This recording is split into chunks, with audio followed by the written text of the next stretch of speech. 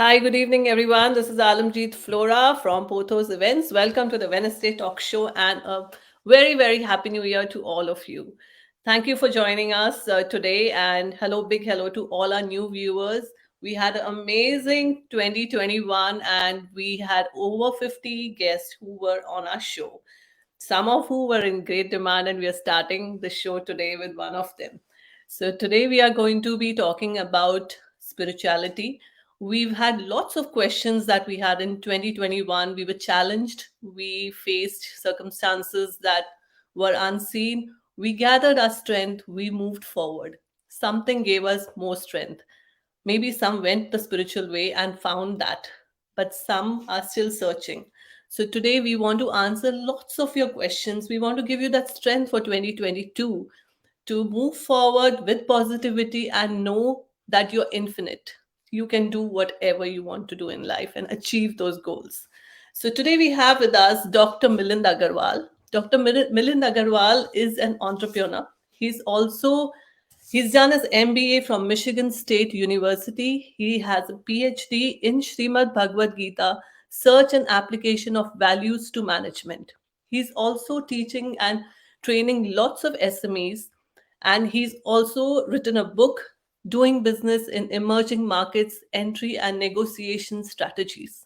He's so much more that I cannot take all your time in explaining. So let's bring in Dr. Milind Agarwal today, again on the Wednesday Talk Show. Yeah. Hello. Hello, Alamjeet. Hello, all the viewers of Pothos Events. Yeah. Good to be back Thank on you. the show. Yes, we are so glad to have you back with us. And it was amazing last time, the discussion that we had. Everyone was like, mesmerized by what they took away from that show. So I'm so glad, so grateful, so thankful to you for being again with us and answering so many more questions that we have for you. Thank you. Thank you. Yeah. It's a pleasure to be So back on the show. thank you so much. So thank you, Milind. We would like to, know what you're doing now currently and also your expectations from 2022. Okay. Well, you've given such a powerful introduction that I almost feel like larger than life with all the accolades you've added in front of my name. But to be honest, I run a small technology startup called Quickwork in Mumbai, in India. What we do is we focus on integration and API management. In simple words, we help enterprises connect various systems and applications with each other. And I have a young team of about 40 engineers and marketeers working in my startup. We are striving to build products which will be loved by millions of users all over the world. We already have users in 130 countries. For 2022, we want to acquire tens of thousands of more users and also set up our office in Tokyo, Japan. We have been selected by the Tokyo metropolitan government to open an office in Japan. So we'll be doing that this year. And besides this, I'm mentoring a technology startup run by a scientist friend of mine. She is doing amazing innovative work in the space of clean tech or green tech. And I'm advising her on the strategy, growth path, and the product roadmap of the startup. In terms of my personal mission, it remains the same, derived from the Bhagavad Gita, which says that through commerce or through Vanijya, which is natural to me as a merchant or as a trader, I will Yeah. pursue excellence in action, yoga shu karma shu kaushalam, yoga karma shu kaushalam, and strive to achieve lok sangraha, which is my core objective, which is social well-being. So whatever I do, whatever I did so far, and whatever I plan to do in 2022 will all culminate into just one single goal, which is lok sangraha or social well-being. Yes. Fantastic. Thank you for sharing that message and coming over here. So you're rightly, going to be addressing to so many people and also completing your mission through this show today. Maybe we'll just be a small part of your journey. And, keeping in mind that we had such a tough 2021, we thought 2020 was the tough one, but 2021 just was as difficult, and we're still trying to cope. So, what do you think? So many things have been thrown to mankind. Is there any message that universe wants to give us? Do we need to change our ways of doing things? Sure. See, my response to a question like this is very simple. I think we have to tap into our eternal wisdom, the eternal wisdom of Indian ethos, where we were taught that we have duties, we have duties on four dimensions: Yeah. Vyashti, Shamashti, Vishrishti, and Parmeshti. Vyashti is individual, that is my duty towards myself. Samashti, my duties towards the society. The third, which is Srishti, which is nature, ecology, uh, and the fourth, which is divinity, Parmeshti. Yeah. And what has happened is that we have neglected, amongst the four duties, we become very individualistic. We are only focusing on Vyashti, that is our duty towards ourselves. We are ignoring our duties towards Samashti, Srishti, and maybe even Parmeshti. Yeah. And Srishti remains a very much neglected dimension out of these four. And as a human race, we become very greedy. We want to extract whatever we can from the bountiful, kind nature around us. And that we want to do with no gratitude.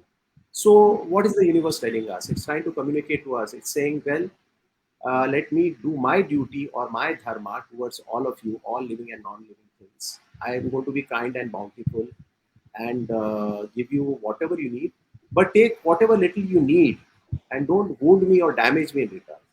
But I think mankind doesn't want to listen to this message, which nature keeps telling us again and again. And what happens? Then the law of karma takes over, and we see seawater levels rising, Yeah. glaciers melting faster, drastic change in climatic conditions. And for me personally, who's a very big nature fan, a very big and irreplaceable loss, which is extinction of beautiful and diverse flora and fauna. I just Yeah. was reading last week that every year we are losing between 2,000 to 10,000 species who are going extinct. Yes. So this is a irreplaceable loss, right? This Yeah. particular type of animal or bird or flower is never going to happen again on Yeah. this. And Yeah. I would say that we should respect nature not only in words but also in our actions. In India, we worship River Ganga. We call them Ma Ganga or Ma Narmada. But then Yes. we throw garbage and sewage into it. I mean, who does that to their mother, right? I mean, Yeah. why our forefathers, started worshipping nature is so that we learn to respect it deeply. But I think we want to symbolically respect it, call it Ma Ganga, but then throw garbage into her. So that is what the problem is. Yeah. And what can we do about it is become more aware of our duty towards Srishti and also spread this message very gently in our family and social circles. This is what I think, Yeah. we can do Yeah, about. very powerful. We forget that we are living in a community. We are living along with the, even the worms and insects and birds. We are so ignorant sometimes of, these also habituating, they are also living here. So, yeah, very well said. We just need to get more aware. And I think with awareness will come all the changes that, Right. will definitely benefit mankind. So, why do you think, like coming to Srimad Bhagavad Gita, they say that every page of Srimad Bhagavad Gita has an answer to your question. And we have been questioning ourselves so much in the past 2 years, with all this, because this is not in our hand what's happening. Every day is a new day. So, I would like my viewers to, dive deep into Srimad Bhagavad Gita, but you can tell them that what is there in that. Sure. So let me share my personal experience and journey about what I ended up discovering about Srimad Bhagavad Gita. When I started my PhD doctoral work, I started reading various translations and commentaries on it. And I don't even know Sanskrit. So, for me, it was relying on translations done by somebody else. But nevertheless, I read through many translations and commentaries and trying to make sense of what the Gita is all about. And, in the initial phase, I used to wonder, oh, is this just a dialogue between two individuals, Lord Krishna and And Arjuna? They are saying something to each other. It's a question and answer type of a dialogue. Or is this a compilation of some kind of abstract concepts from Indian philosophy?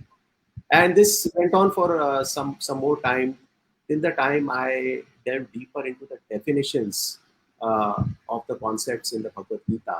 And then, I realized, I discovered that the real meaning of Bhagavad Gita is written at the end of every chapter in the Hmm. 18 chapters. There are 18 chapters in the Gita, and after every chapter, those of you who have read the Gita or please flip through the pages, will see that it's written, Srimad Bhagavad Gita, Upanishadsu, Brahma Vidyayam, Yoga Shastre, Sri Krishna Arjun Samvade.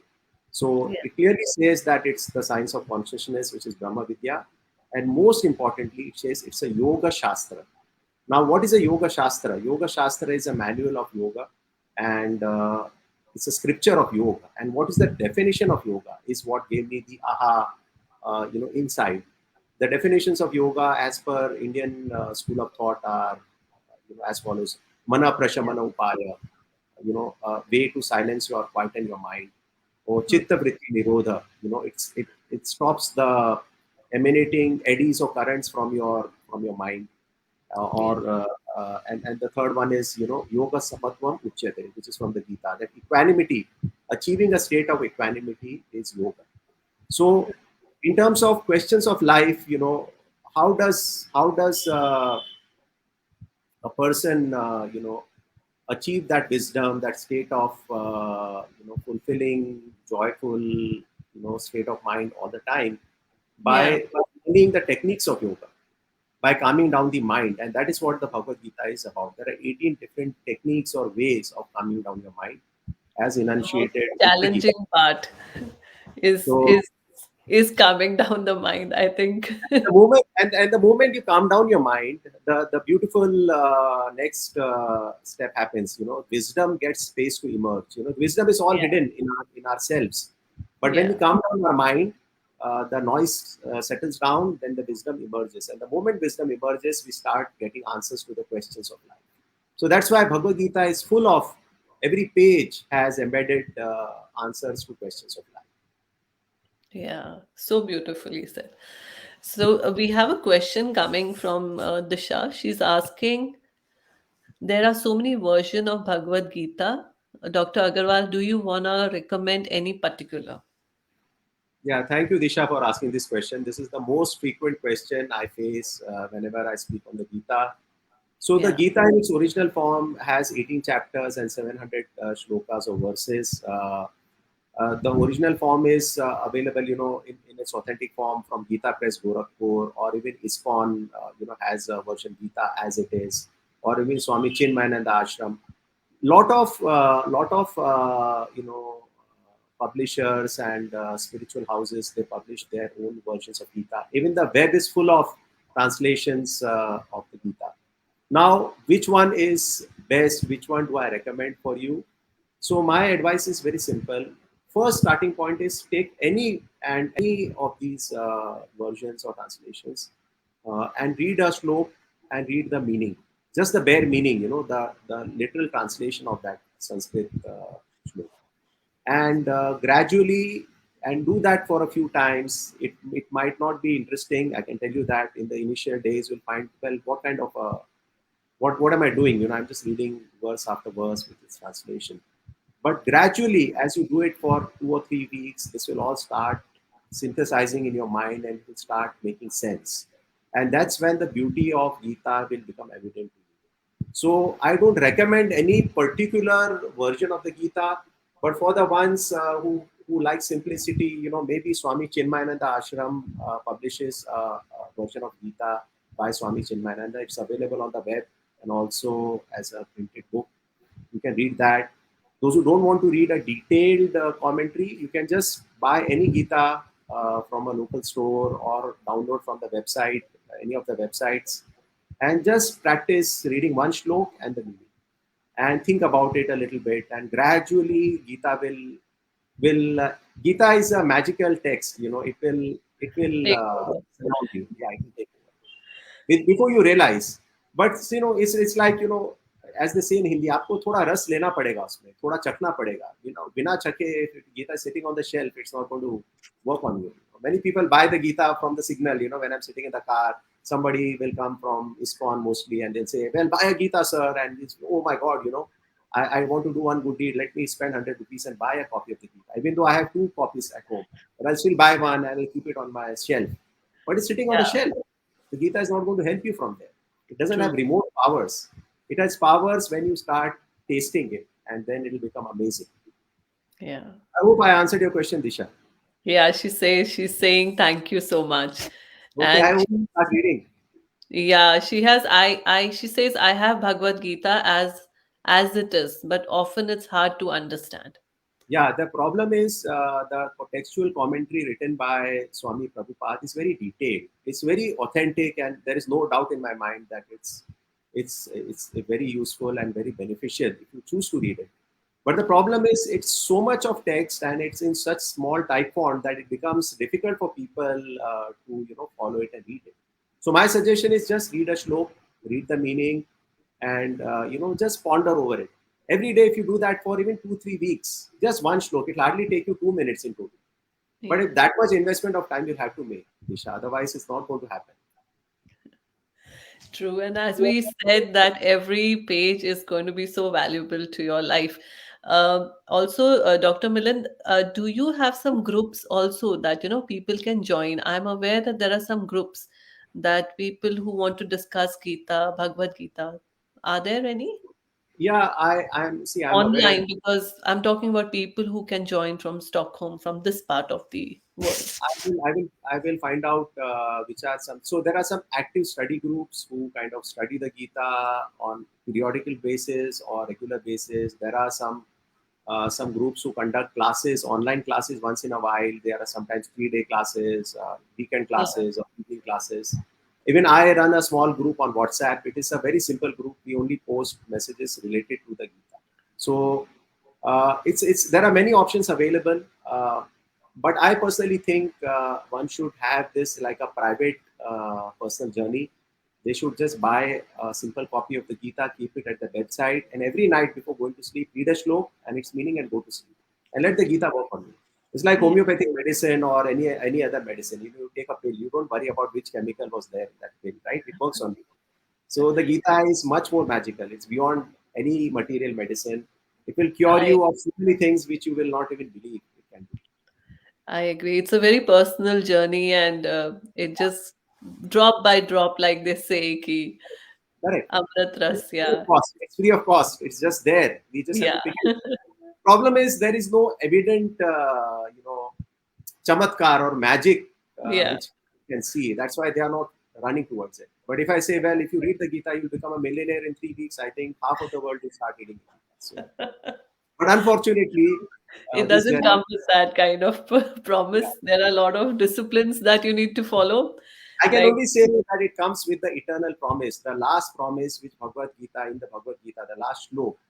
So Lord Krishna tells Arjun that I have told you whatever I wanted to, but it's up to you. You can choose to do as you please. But I can tell you, if you do what I asked you to do, then this will be the result, which is the eternal guarantee of Lord Krishna. It says, yeah, Yatra Yogeshwara Krishno, Yatra Partho Dhanudara, Tatra Shri Vijayo Bhutir Dhruva Nitir Matir. This is the final stroke of the Gita, which is a guarantee certificate by no one less than Lord Krishna himself.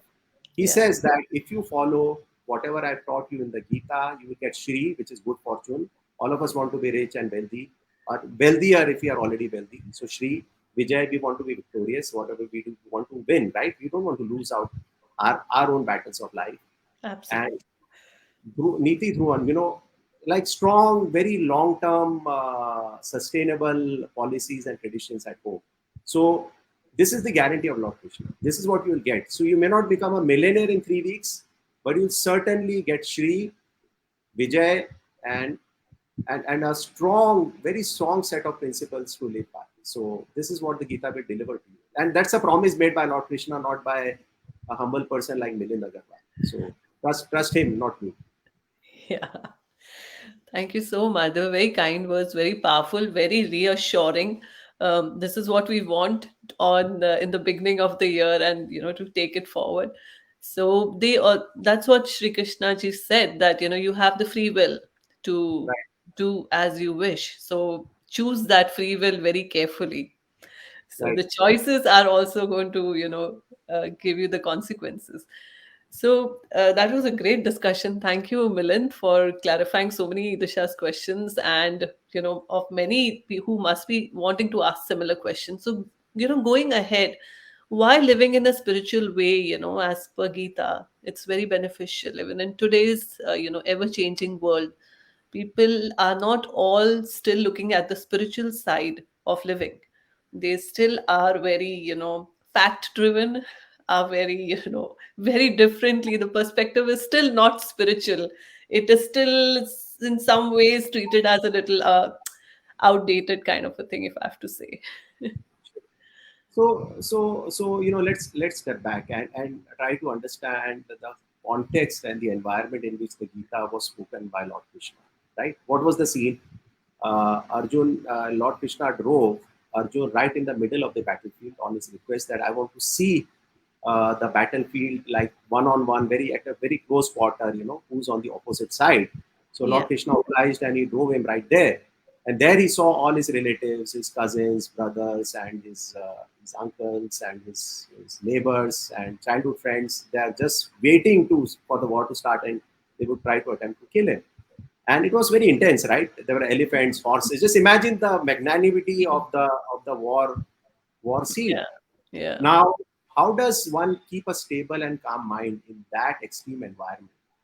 That is what the Gita is all about. And that's what the spiritual journey is all about, right? Suddenly, Lord Krishna said, well, look, this guy seems to be completely confused and is becoming weak and despondent. It seems like, and not only he seemed like, he actually dropped down on his knees and he dropped his bow and arrow and he said, well, I'm not going to be able to fight this. This is too overwhelming for me. It's so intense.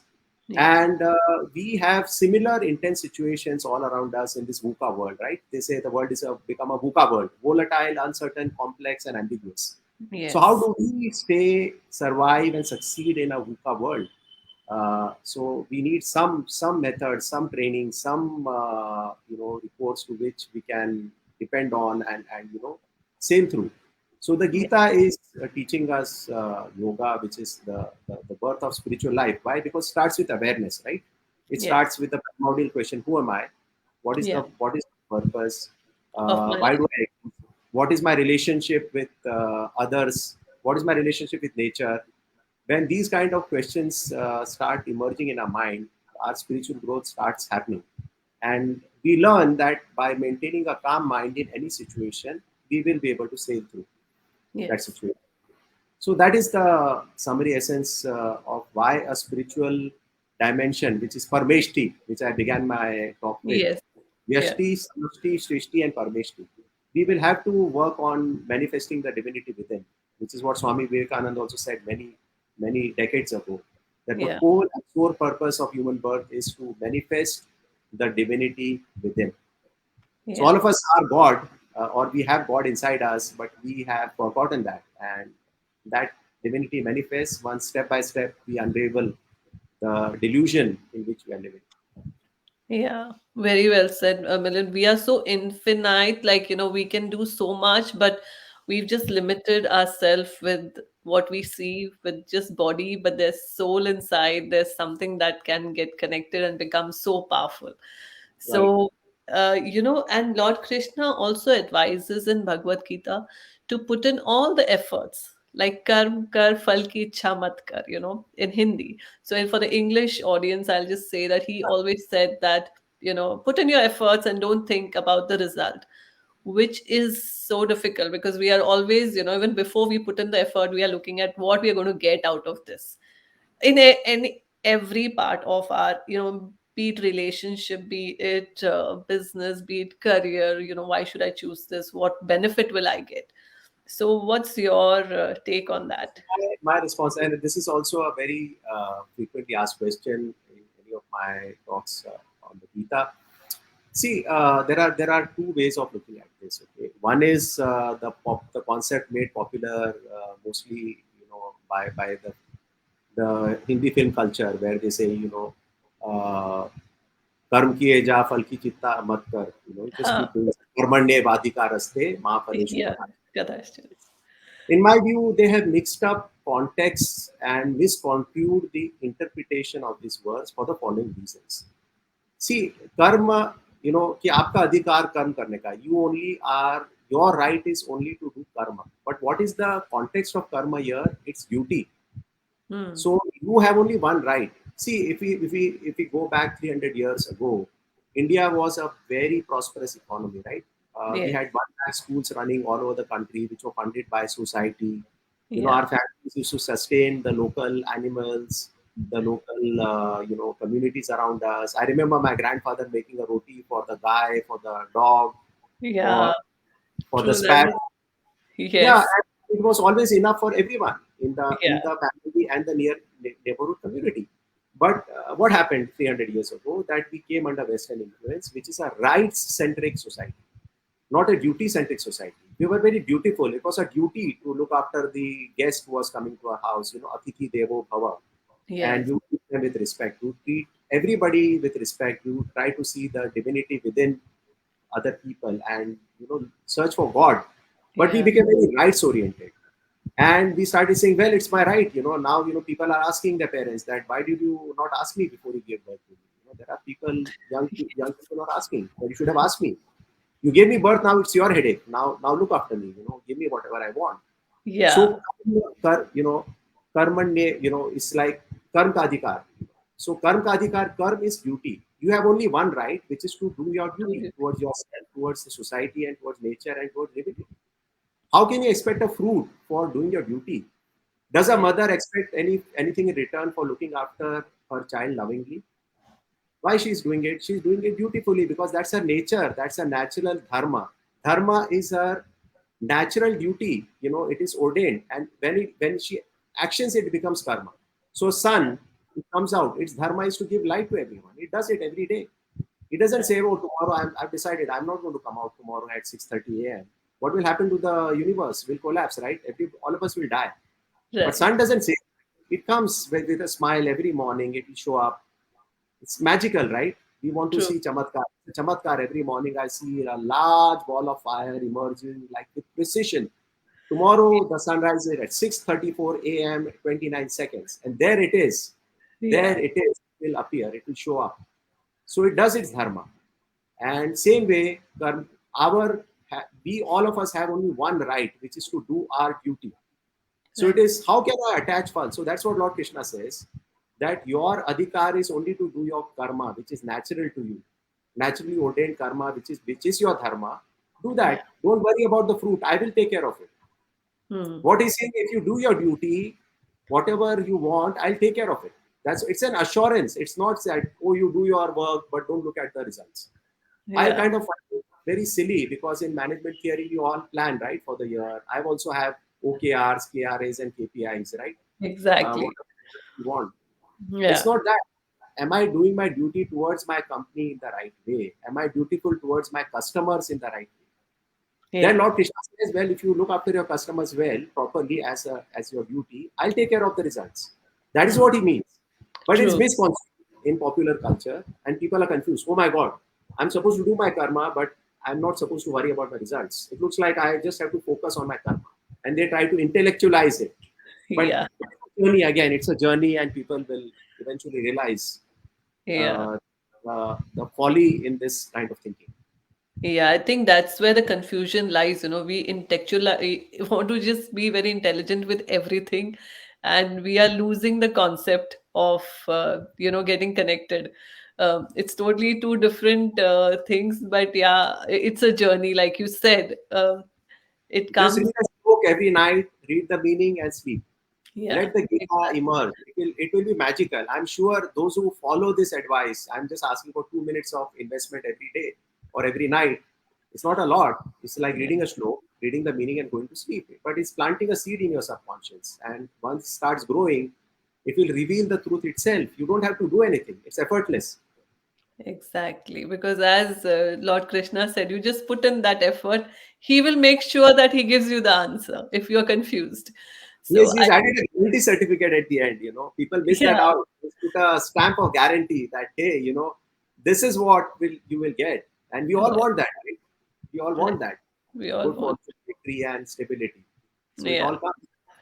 I know because the strength that something like this spirituality can give you. I guess even if you're standing alone, something like that is so powerful, so powerful. So, going ahead on this is like, what practices or lessons Srimad Bhagavad Gita will help in prosper and, strengthen our lives this year? What do you think we should focus on, um, as per Well, the uh, Gita? I think we all of us are carrying this baggage of the COVID experience, right, over the Yeah, last almost 2 years now, yeah, and this has kind of raised mixed emotions. Some of us have become like it's okay, it's a passing phase. Some of them are fearful. Some of us become anxious. I yeah, think the big lesson which Bhagavad Gita says is that. Yoga, achieving the state of yoga through any of the methods espoused in the Gita, whether it's Karma Yoga, Bhakti Yoga, Jnana Yoga, or Raj Yoga, which is the way of meditation, or any of the 18 types of yogas. If you start reading chapters of the Bhagavad Gita, and if you learn how to calm down your mind, you will be able to work through any situation like COVID and more, or even worse, very joyfully, very silently, very powerfully. yeah, So Gita is not going to come and take away COVID. The COVID will be there, but it will make you stronger, more composed, calmer, more equanimous, and more joyful, such that not only you will be able to look after yourself, you'll also be able to look after your family, which is again your duty, your yeah. neighbors again, which is your duty, and society and nature. You will stop spoiling nature and exploiting nature, and then you gradually start working on divinity, which is the spiritual journey which all of us eventually will end up undergoing. Right, right. Like they say that you're a soul on this, you're a human having a spiritual experience, or a spiritual having a human experience. I don't know how to put that correctly in words, but Yeah. I think I read it somewhere that we are not human beings who have occasional spiritual experiences. We are eternal spiritual beings who have occasional human experiences. That is, we take on bodies, we take on yeah, human bodies once in a while. It's like I'm a floating spirit, and I said, okay, I'm going to wear this body called Milind for a few years and have fun, and then drop this and maybe become some girl, or I don't know, maybe a cow or a sparrow or whatever I want to become. yeah. So I it's think that's what lightens. I think should lighten people up, because we take everything so seriously that we need to accomplish everything. It's not possible. We are a soul on a journey, and we're going to take many lives to be where we want to be. But yeah, you should do your best in this lifetime. So, Shilpa Rao says, we'll definitely try it out. Thanks for this. Thank you, Shilpa, for it joining will us. work. Shilpa. Yeah, if you try it out, it will work, but you have Yeah, to try it out. yeah, definitely. And also, I would like to ask you, like Srimad Bhagavad Gita, like we are talking now, is like they always guide us to look at everyone with the same eye, that Yeah. everyone is equal. But everyone's like, we are not God, we cannot look at everyone with the same eye. So how do you put this in practice?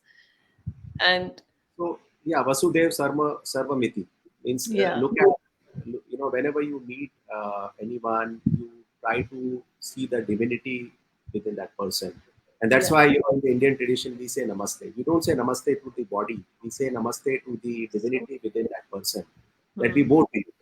It's a very respectful custom or tradition which shows humility and gratitude both.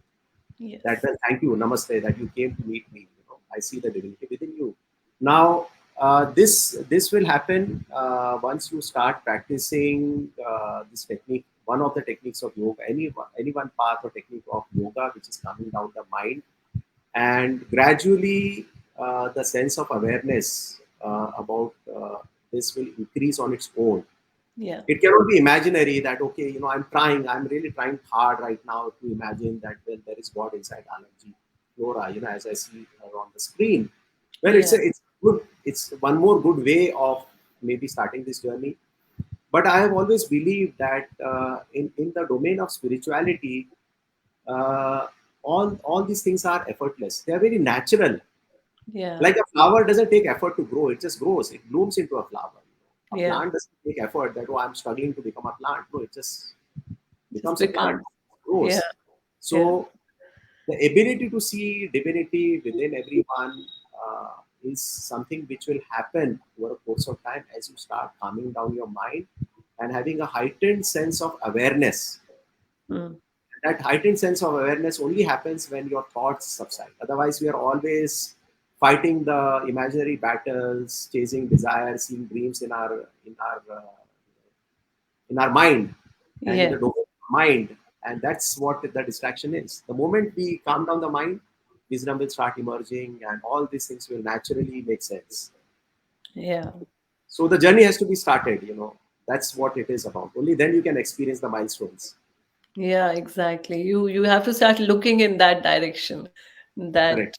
apart from all this that's happening, there are more profound answers which can even complete the chaos and handle it well.